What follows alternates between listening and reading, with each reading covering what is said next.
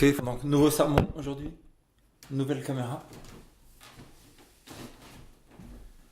Et nous allons parler de quelque chose qui n'est pas préparé, mais qui a été préparé la semaine dernière en anglais. Et commençons la prière. Père Céleste, je prie qu'on puisse comprendre ta parole, qu'on puisse accepter ta parole au nom de Jésus. Amen. Donc la parole de Dieu nous dit que ce livre-là, que la plupart des gens avec qui on parle en Europe nous disent que La plupart des gens avec qui on parle en Europe nous disent que ce livre est un livre de fable, est un livre de folie, est un livre passé, est un livre de Moyen-Âge, est un livre de racontard, est un livre qui est le figment de l'imagination d'une personne, est un livre de n'importe quoi, est un livre pour faire du business, etc. Comment ça se fait que la plupart des archéologues aujourd'hui ont trouvé que tout ce qui est écrit dans ce livre est vrai? Duplessis a trouvé, par exemple, pendant longtemps, les archéologues ont dit oui, le roi David est une histoire inventée de la Bible. Néanmoins, il y a 30 ans, ils ont trouvé une stèle, il y a écrit « J'ai tué le fils de la maison de David ». Donc, pratiquement tout est trouvé, que ce soit le Nénévite, etc. Donc on a tout trouvé dans la parole de Dieu, comme quoi c'est véridique. Que ce soit Babylone, que ce soit Ninive, que ce soit toutes les villes. Et ce que les gens ne veulent pas savoir, c'est que si vraiment Dieu existe, donc il y a un jugement, il y a des choses à suivre. Et donc il a le droit de juger sa création, de détruire sa création, d'accepter sa création, etc. Et donc il y a des lois à suivre, mais ce n'est pas des lois à suivre pour quoi que ce soit. En fait, c'est comme si vous aimez quelqu'un. Vous êtes la copine de quelqu'un, vous n'allez pas faire des choses, faire le ménage, faire à manger, parce que c'est une corvée. Vous le faites par amour. Et là c'est pareil, le problème c'est que vous ne connaissez pas le créateur de l'univers. Hier, j'ai parlé à une dame qui me disait oui, mais tout vient de la nature, c'est naturel. C'est naturel. Donc, pourquoi la Terre qui est ronde deviendrait naturellement? Pourquoi les nuages viendraient naturellement? Pourquoi la vitesse de rotation de la Terre viendrait naturellement? Pourquoi la décision qui est jour et nuit soit naturelle, etc. Alors qu'on voit très bien qu'il y a un dessin. Et pourquoi un stylo, par exemple, ne serait pas naturel? Si l'univers vient naturellement, si les planètes viennent naturellement, si les montagnes viennent naturellement, pourquoi le stylo ne peut pas venir naturellement, par hasard? On voit que c'est n'importe quoi. Mais si la parole de Dieu est vraie, et si on connaît la vérité, et si vous ne connaissez pas, vous êtes quand même responsable. On voit dans Ézéchiel chapitre 3.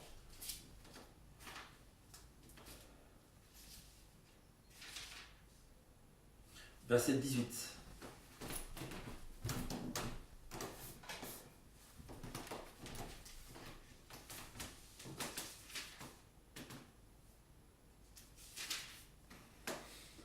Quand je dirai au méchant, tu mourras, si tu n'avertis pas, et si tu ne pars pas pour détourner le méchant de sa mauvaise voie, pour lui sauver la vie, ce méchant mourra dans son iniquité, et je te redemanderai son sang.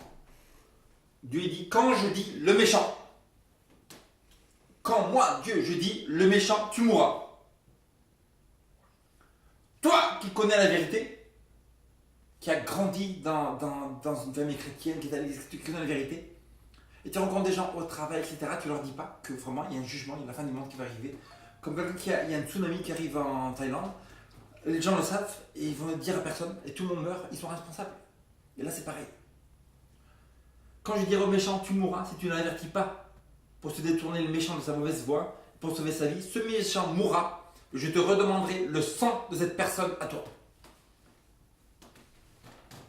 Donc si on dénombre le nombre de chrétiens qui ne vont pas dire la vérité aux gens, qui ont peur, qui sont là pour se faire accepter par la majorité, pour bien rentrer dans la société, etc.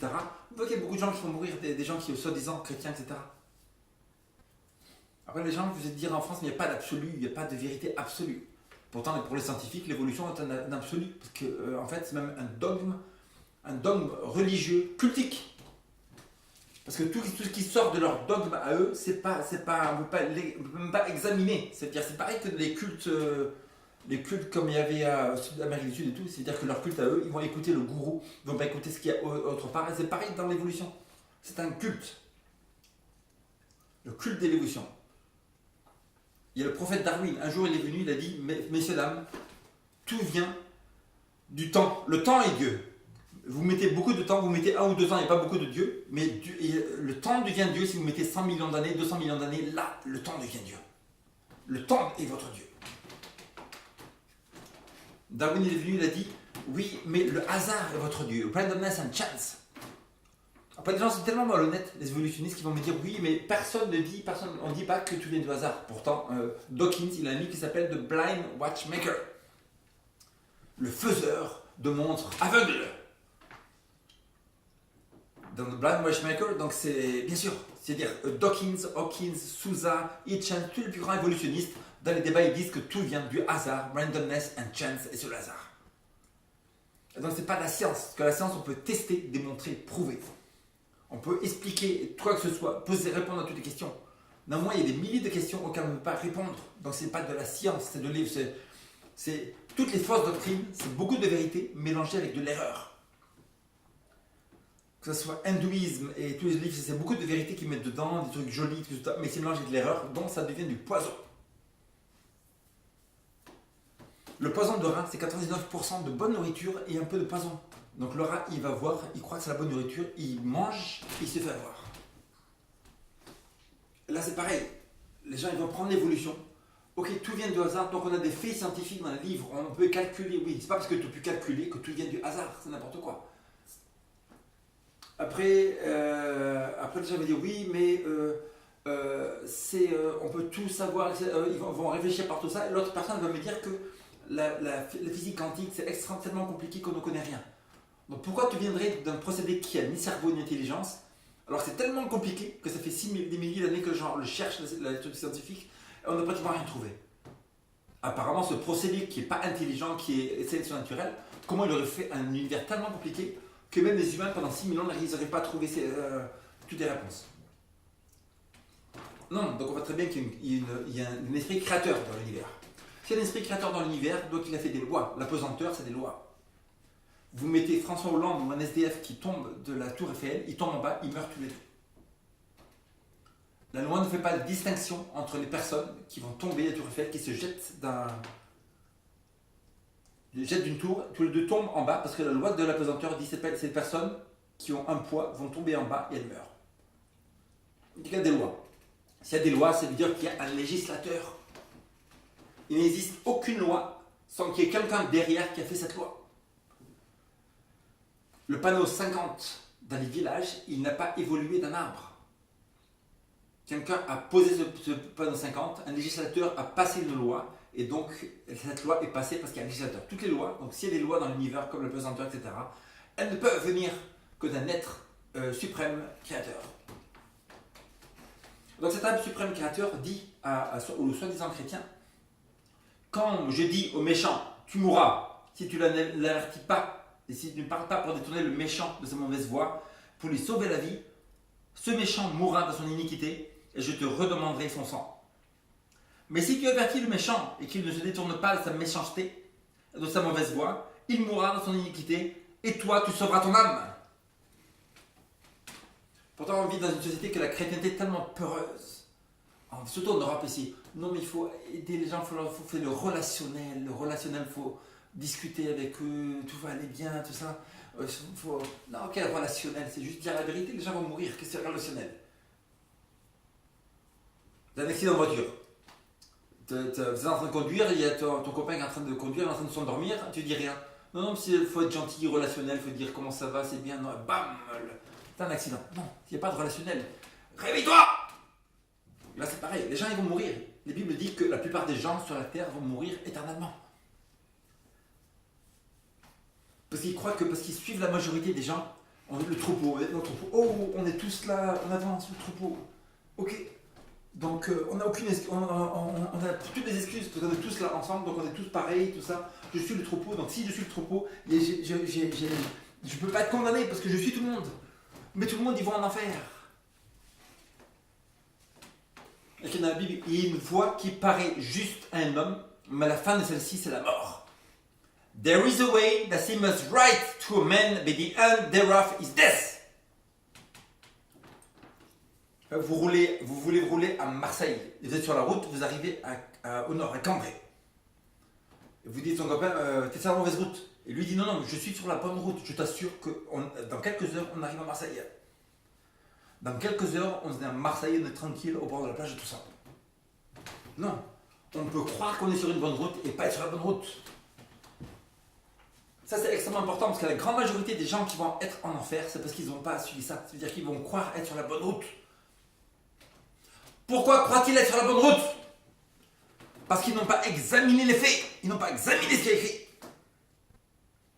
Il y a encore, j'étais en train de parler avec un ami musulman, là, je lui montre les preuves comme quoi tout le Nouveau Testament, on a 1600 copies qui datent d'avant Mohammed. Du 1er siècle, 2e siècle, 3e siècle, 4e siècle, de tous les siècles jusqu'à maintenant.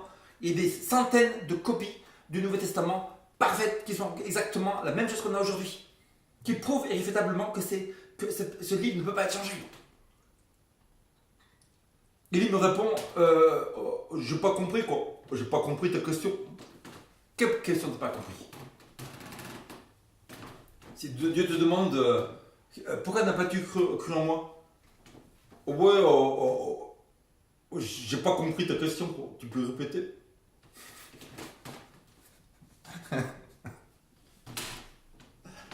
Il y en a qui disent que c'est idiot. C'est des choses comme ça entre eux, mais le jugement. Tu es devant le juge, monsieur, vous faites ce fait et tout ça. Oh, tu peux répéter la question? J'ai pas compris là. Non. Oui, donc c'est-à-dire que vous savez des choses que les gens ne savent pas, et que s'ils le savaient, ça peut sauver leur vie, et vous leur dites pas, vous allez en enfer aussi. Donc il y a beaucoup de chrétiens qui font ça parce qu'ils vont aller toute leur vie à l'église, ils vont prier, ils vont se bénéficier à eux de Dieu, ils vont prier, ils vont les bénéficier, regarder des trucs chrétiens, tout ça, ils vont avoir la paix de Dieu, ils vont avoir la santé aussi, le message de santé merveilleux qui évite les maladies, etc. Et les gens qui meurent autour d'eux sans rien à faire, vous ne pouvez pas aller au paradis, c'est impossible.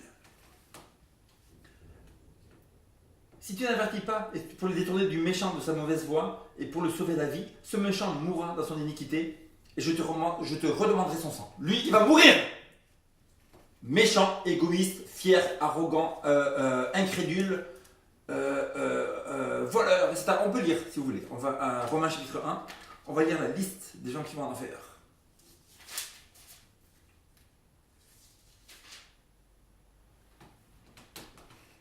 Étant rempli de toute espèce d'injustice, de méchanceté, de cupidité. Cupidité, c'est qu'ils veulent des choses qui appartiennent aux autres, etc. De malice. La malice qui font une apparence de bien et par derrière ils font du mal. C'est les gens qui vont en enfer, qui ne vont pas paradis. Regardez la liste que peut-être vous appartenez à cette liste. Plein d'envie, de meurtre, de querelles, de ruse, de malignité. Hommes et femmes, ce sont des femmes aussi qui sont là, querelleuses. Il n'y a aucune histoire de faire des histoires querelleuses. Ces gens-là vont en enfer. Rapporteurs, médisants, impies, arrogants, hautains. C'est pratiquement tout le monde dans la rue. Arrogant, hautain. Fanfarons, ingénieux au mal, rebelles à leurs parents, dépourvus d'intelligence, de loyauté. Dépourvus de loyauté. Si vous êtes dépourvus de loyauté, jamais vous n'entrez au paradis. Ce n'est pas possible. Dépourvus d'affection naturelle, de miséricorde, et bien qu'ils connaissent le jugement de Dieu déclarant dignes de mort ceux qui commettent de telles choses, non seulement ils les font, mais ils approuvent ceux qui les font. Donc si les gens font ça, il faut leur dire, si vous ne leur dites pas, malheur à eux, car les jugements vont tomber sur la face de ces personnes. Des jugements pas rigolos, parce qu'il est écrit que les gens vont pleurer de souffrance. Il est écrit que les 7 dernières plaies qui est écrit dans l'Apocalypse 15 et 16, les 7 dernières plaies qui tombent sur l'Apocalypse 15 et 16 ne sont pas seulement sur les incrédules, sur les athées, sur ceux qui passent leur vie à se remplir d'égoïsme, de vas-y c'est moi qui compte, c'est moi. Non. Là, ce qu'on parle d'Apocalypse 15 et 16, c'est ceux qui reçoivent la marque de la bête, c'est des religieux. Apocalypse 15 et 16, c'est des gens qui les 7 derniers fléaux, les anges arrivent pour leur donner à eux, qui ont adoré la marque, qui ont adoré la bête, qui ont adoré son image, qui ont adoré son nom. C'est des gens qui sont extrêmement religieux et qui ont adoré un système, croyant que ça venait de Dieu. Est-ce que c'est un système chrétien? C'est un système chrétien.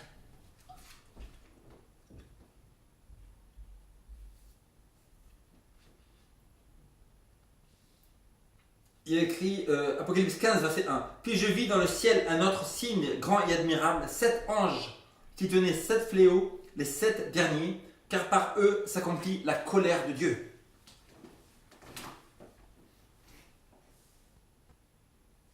Les 7 derniers, les fléaux, pour ceux qui ont reçu la marque de la bête.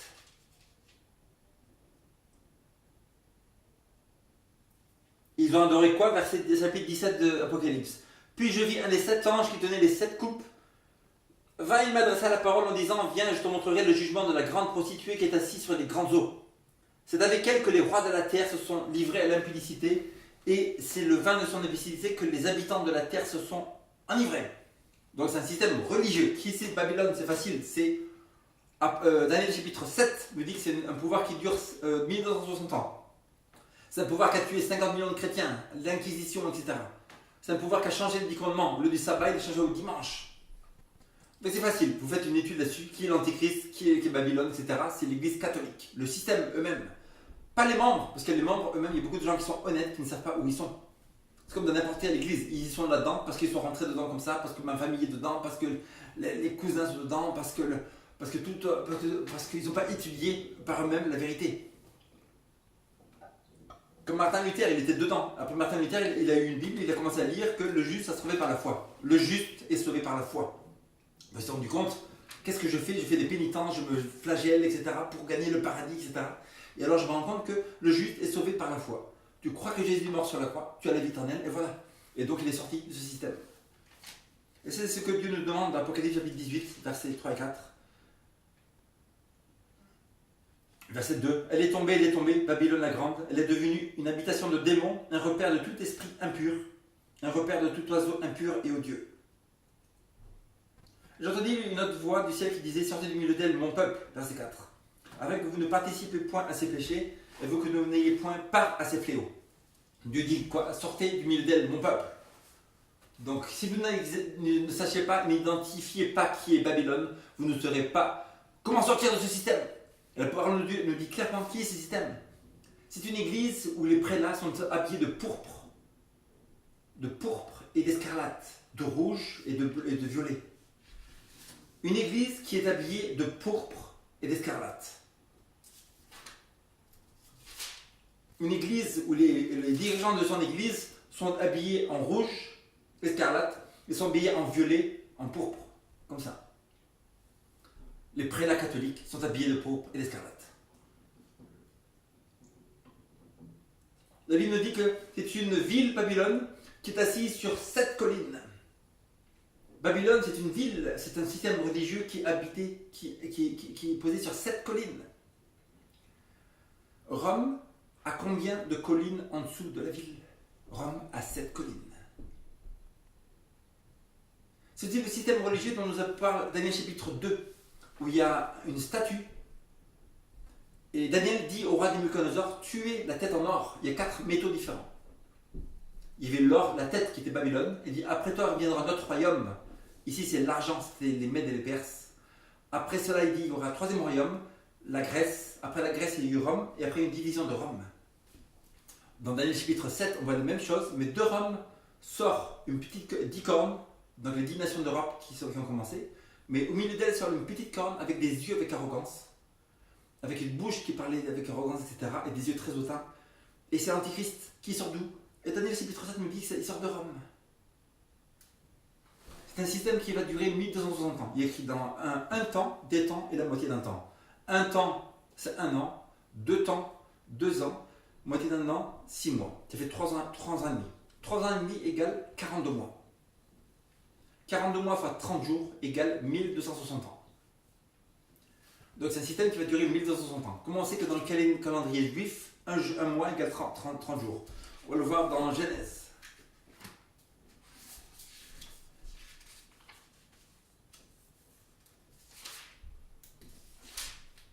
Genèse chapitre 7, verset 11. L'an 600 de la vie de Noé, le second mois, le 17e jour du mois, donc toutes les sources du grand abîme jaillirent et les gestas des cieux s'ouvrirent. Dans le 2e mois, 17e jour, le déluge commence. Chapitre 8, verset 4. Le 7e mois, le 17e jour, l'arche s'arrêta sur la montagne d'Ararat. Donc du deuxième mois au septième mois, ça fait 2, 3, 4, 5, 6, 7. Ça fait 5 mois. On est ici, dans le chapitre 7, verset 24. Les eaux furent grosses sur la terre pendant 150 jours. Donc le déluge, il durera 150 jours. Il est écrit ici que ça durera du deuxième mois au septième mois, ce qui est 5 mois. C'est-à-dire que si c'est 150 jours, vous mettez 30 jours dans 5 mois. Donc tous les mois bibliques sont 30 jours et non pas 29 ou 31 comme on a maintenant. Donc l'Antéchrist nous dit Daniel chapitre 7.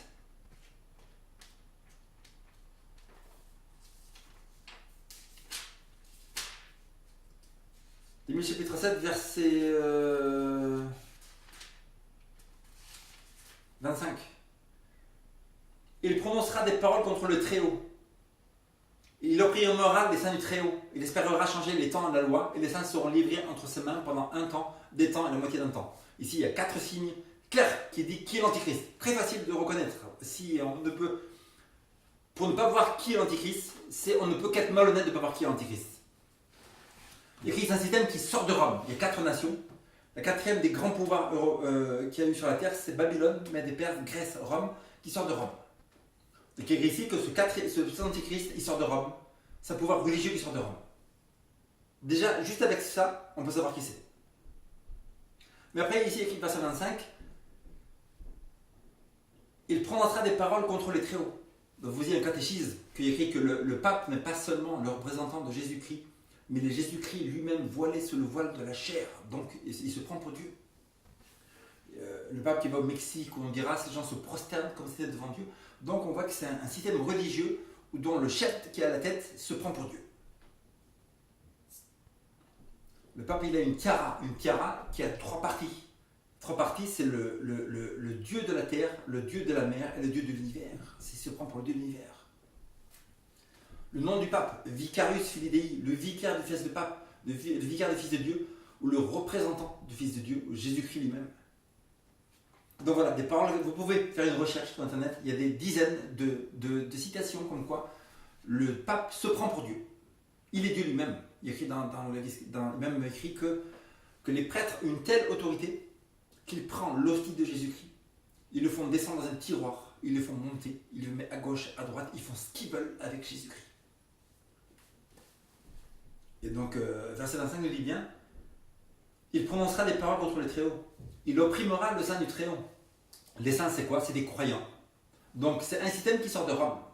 C'est un système qui prononce des paroles contre Dieu, qui se prend pour Dieu lui-même. Et là, c'est un système qui va persécuter d'autres croyants comme lui. Réfléchissons. Quel système pendant le Moyen-Âge, après la chute de Rome en 400 et quelques après Jésus-Christ, donc Rome est tombée avec 400 après Jésus-Christ, depuis ce temps-là jusqu'à maintenant, y a-t-il un système en Europe qui était croyant, chrétien, et qui a persécuté d'autres chrétiens? Qui ça doit être? Réfléchissons. Qui a tué des millions de chrétiens? Ah, l'Église catholique. Ah oui, 50 millions de protestants, de vaudois, de huguenots, de albigeois, sud de la France sont morts sous ce système. Et la Bible nous l'a prophétisé dans Daniel chapitre 7, écrit 600 ans avant Jésus-Christ. Il a écrit, il opprimera les saints du Très-Haut. Voilà, Inquisition, comme à Paris, le 24 août 1572. La Seine était tellement pleine de sang, la ville était tellement pleine de sang que la Seine était rouge de sang. C'est-à-dire, à 3h du matin, Marguerite de Médicis, elle a fait sonner les cloches partout, de Saint-Germain d'Auxerrois, juste devant le Louvre. Et là, tous les catholiques sont sortis dans la rue, ils ont commencé à lyncher, couper les têtes des protestants, les jeter par terre avec des bâtons, avec des couteaux, etc. Milliers de morts partout, pas seulement ici, dans toute la France. Et voilà, donc ils espéreront changer les temps. Et les saints seront livrés entre ses mains pendant un temps, des temps, la moitié d'un temps. Donc il y a écrit ici, donc il va persécuter les chrétiens. Après il écrit, il espérera changer les temps à la loi. Donc la loi c'est quoi? Ah, les 10 commandements. Les 10 commandements c'est quoi? Les 10 commandements c'est 1, tu n'auras pas d'autre Dieu devant ma face. Numéro 2, tu ne prosterneras pas devant des images, devant etc. Comme si c'était Dieu. Ça ne veut pas dire que tu n'as pas le droit d'avoir des images, mais ne pas se prosterner devant des images. Numéro 3, tu ne prendras pas point le nom de l'Éternel en vain. C'est-à-dire pas insulter ou pas se moquer de Dieu, etc. ou divinité. Commandement numéro 4, souviens-toi du jour de repos pour sanctifier. Tu travailleras 6 jours, tu feras tout ton ouvrage, mais le 7e jour est le jour de l'Éternel ton Dieu. Ça remonte à la création il y a 6000 ans, comme quoi tout le monde depuis Adam et Ève jusqu'à maintenant sont supposés garder le sabbat. Après, c'est la deuxième partie des 10 commandements, c'est honore ton père et ta mère, tu ne commettras pas d'adultère, tu ne tueras point, tu ne prendras point le nom, tu ne veux pas mentir, voler, etc. Et convoiter. Tu ne convoiteras pas la femme de ton prochain, ni son bœuf, ni son âne, ne pas convoiter quoi que ce soit. Hein, on vit dans un monde où les gens sont constamment en train de convoiter. Et donc la Bible dit ne pas convoiter, parce que ça appartient aux autres et non pas à toi. Et la Bible dit ici que donc, c'est le pouvoir là, religieux, l'Église catholique, a pensé changer les temps de la loi. Donc dans la loi qu'on vient d'énumérer, il y a un des commandements qui parle du temps et qu'ils ont pensé le changer. Il y a écrit dans le catéchisme, le changement du samedi au dimanche est la marque de notre autorité. Le changement du samedi au dimanche est la marque de notre autorité, nous, l'Église catholique. Donc, est-ce que dans la Bible, est-ce que dans la Bible, y a-t-il un verset quelconque qui dit qu'il y a un changement du samedi au dimanche qui doit être fait? Non. Donc, c'est par l'autorité du pape, l'autorité du prélat de Rome, l'autorité des vicaires de Rome qui ont changé le jour. Et ce n'est pas biblique. Donc, la Bible nous parle que ce système est l'antichrist. Il espérera changer les temps et la loi. Donc on a vu beaucoup de points. Le premier point, c'est que ce pouvoir sort de Rome. Un pouvoir religieux sort de Rome après la chute de Rome païenne. Il y a un livre excellent qui s'appelle Les Deux Babylones, qui a écrit que la Rome païenne devint la Rome papale. C'est transformé en papale. C'est-à-dire que tout ce qui était païen dans Rome, qu'ils adoraient les images, Astarté, les Bals, etc. Toutes ces images-là, elles ont été baptisées dans l'Église catholique, sont rentrées dans l'Église catholique et c'est devenu le paganisme baptisé en christianisme. C'est-à-dire qu'il n'y a rien du tout dans l'Église catholique qui n'est chrétien. Les gens, oui, parce qu'ils ne savent pas, ils n'ont pas étudié la parole de Dieu correctement, ni les prophéties, mais ce système se dit catholique, mais a écrit la parole de Dieu que Satan rentre dans l'Église de Dieu se faisant passer pour Dieu lui-même. Et tout ce qu'on a dans l'Église catholique est des symboles incroyables. On peut parler des heures sur les symboles qu'il y a dans l'Église catholique, c'est de A à Z, c'est satanique. Vous allez à Notre-Dame, il y a une grande roue solaire en Notre-Dame. Qu'est-ce que ça signifie?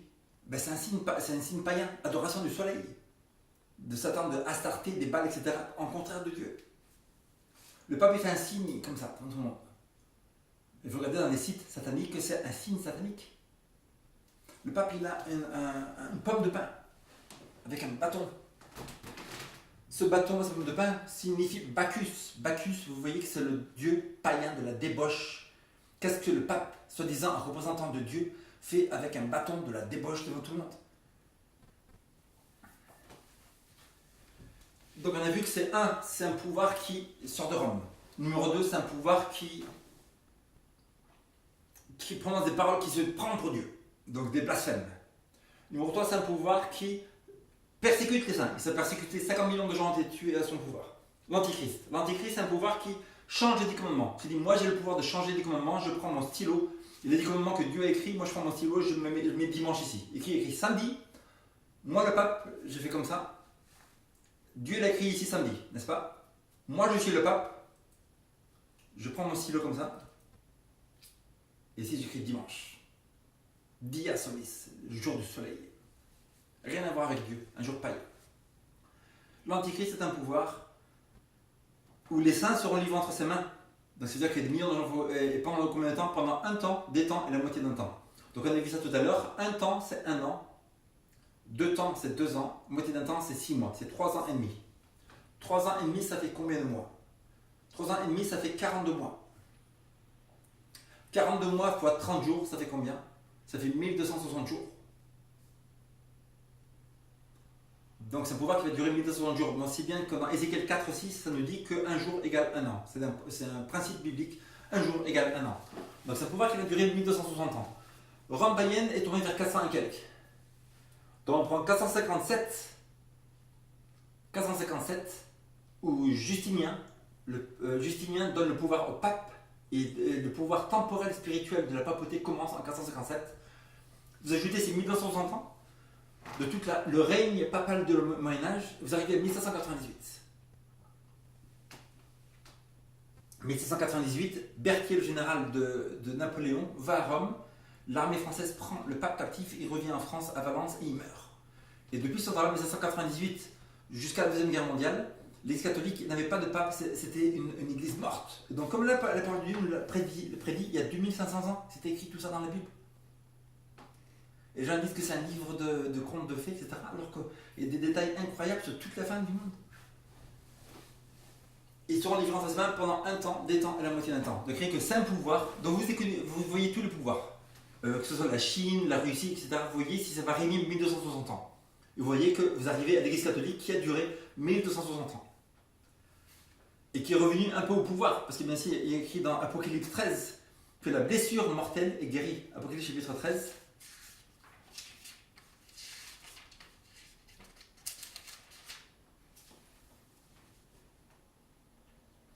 Verset 3. Et je vis l'une des têtes comme blessée à mort, mais sa blessure mortelle fut guérie. Et toute la terre était dans l'admiration derrière la bête. Toute la terre, donc. 1798, Berthier il donne une blessure mortelle à l'Église catholique. Jusqu'à Mussolini. Mussolini fait un traité avec l'évêque de Rome, comme quoi je te donne le Vatican. Blessure mortelle qui guérit. Et depuis ce temps-là, maintenant il écrit que toute la terre est en adoration devant la bête. Toute la terre. C'est au Mexique, Honduras, Chili, en Afrique, des millions de gens qui adorent le pape, etc. Croyant qu'il est le représentant de Jésus-Christ. Mais l'une de ses têtes était blessée à mort, et sa blessure mortelle fut guérie, et toute la terre était dans l'admiration devant la bête. Ils adorèrent le dragon, le diable, parce qu'il avait donné l'autorité à la bête. Qui c'est qui donne le pouvoir à l'Église catholique d'être partout dans le monde, devant la télévision, etc. C'est un système chrétien religieux, non? Écrit. Et le diable, ils adorèrent le diable parce qu'il avait donné l'autorité à l'Église catholique. Ils adorèrent la bête de l'Église catholique en disant qui est semblable à la bête de l'Église catholique et qui peut combattre contre l'Église catholique. Et qui c'est qui donne ce pouvoir mondial à l'Église catholique? Écrit le dragon, le diable. Ce n'est pas un système religieux, c'est un système satanique.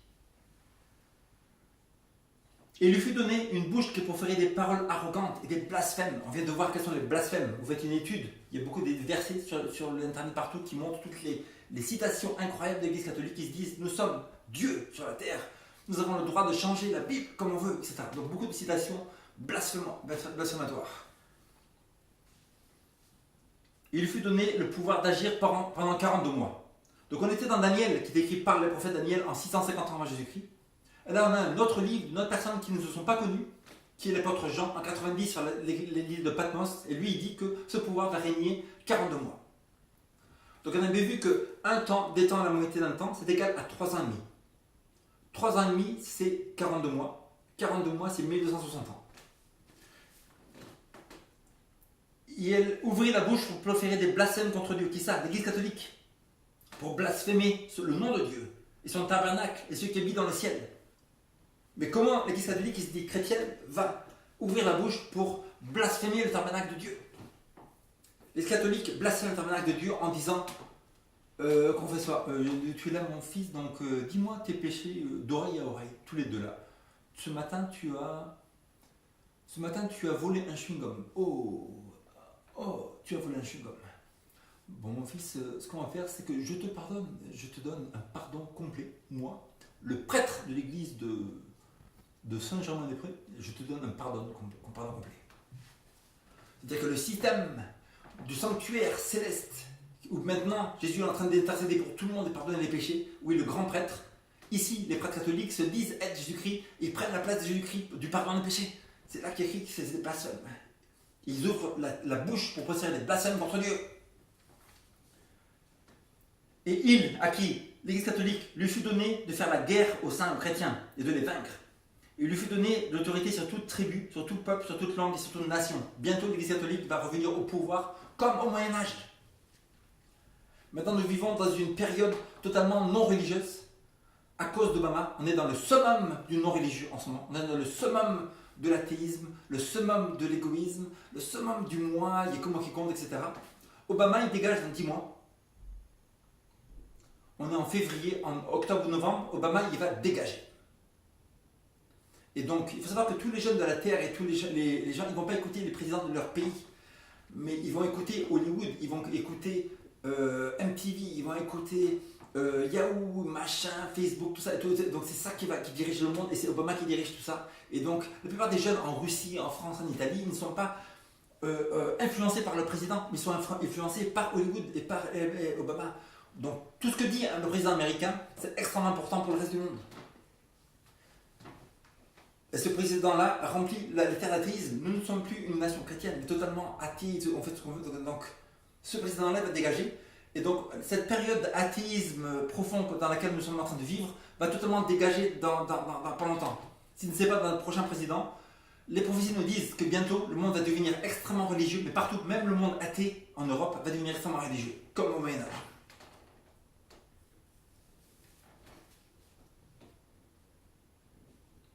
Il lui fut donné de faire la guerre au sein de les vaincre, il lui fut donné l'autorité sur toute tribu, tout peuple, toute langue, toute nation. Bientôt, le président américain va s'allier avec le pape, ce seront les deux grands chefs de la terre, et la prophétie d'Ellen G. White nous dit qu'ils vont clapser les mains de Washington là-bas, le président américain va mettre la main comme ça, le pape de Rome va mettre la main comme ça, et le gouffre entre la mer va être mis ensemble, et le président américain, c'est eux qui vont amener la fin du monde. Ils vont passer des lois soi-disant nobles et bonnes, mais qui sont totalement contre Dieu. Ça va être l'Antichrist qui va être démasqué. Et les gens, parce qu'ils ne lisent pas la Bible, parce qu'ils ne connaissent rien du tout de la vérité, ils vont se faire avoir. La grande majorité des populaces qui n'ont aucune éducation, toute leur éducation, c'est l'école, c'est la télévision, c'est les bêtises comme ça, ils vont se faire avoir totalement. Parce que les choses qui vont arriver bientôt, ça va être des choses terribles sur la terre. Les gens ne sont pas préparés du tout. Comme des moutons, et suivent les masses. Et les moutons, quand un mouton tombe d'une falaise, tout le reste, tous les autres moutons vont tomber. Tout le troupeau tombe.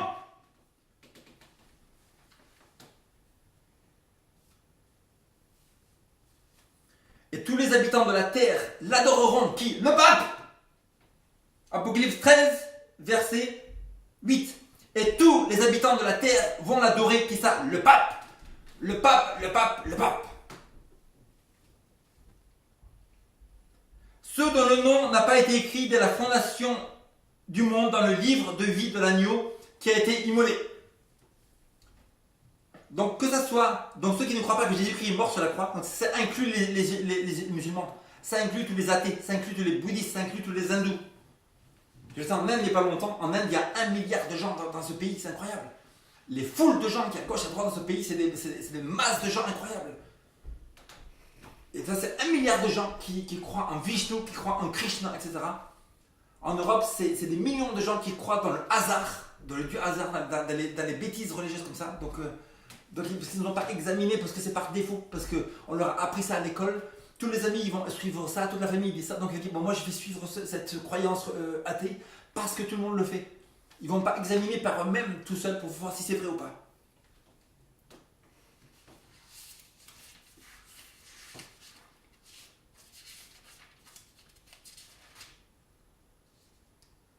Si quelqu'un a des oreilles, qu'il entende. Si quelqu'un mène à la captivité, il ira en captivité. Si quelqu'un tue par l'épée, il sera tué par l'épée. L'Inquisition, 50 millions de gens sont morts par l'Inquisition. En fait, des millions de jeunes chrétiens, de jeunes filles, etc. sont morts. Les catholiques partout, ils mettaient avec des épées, etc. Au moment de la Révolution française, les mêmes catholiques, au XVIe siècle, qui ont tué, la rétribution est venue sur elles, et partout, les galères, les prisons étaient remplies de prêtres catholiques à la Révolution. Les jugements de Dieu sont tombés 200 ans après. C'est ici la persévérance des saints.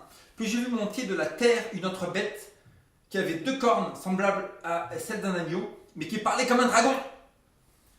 Et la première bête, on sait, c'est autour de 1798. 1260 ans, vous allez faire une recherche. Donc c'est vous d'être comme un béréen. Les béréens, c'est des gens qui examinaient chaque jour si ce qu'on leur disait était vrai. Je vous dis ces choses, est-ce que c'est mon opinion? Non, c'est ce qui est écrit dans la Bible. Si c'est vrai, c'est à vous d'aller faire une examination et chercher si c'est vrai ou pas. L'Antichrist, nous dit la Bible, dure 1260 ans. 538, Justinien donne le pouvoir au pape.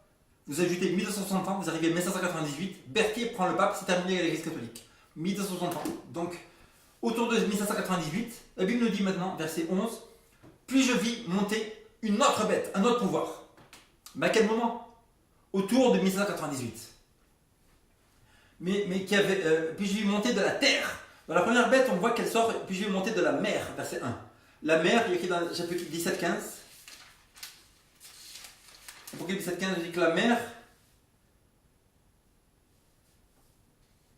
Les eaux que tu as vues, sur lesquelles la prostituée est assise, ce sont des peuples, des foules, des nations et des langues. Donc l'église catholique, elle sort dans un coin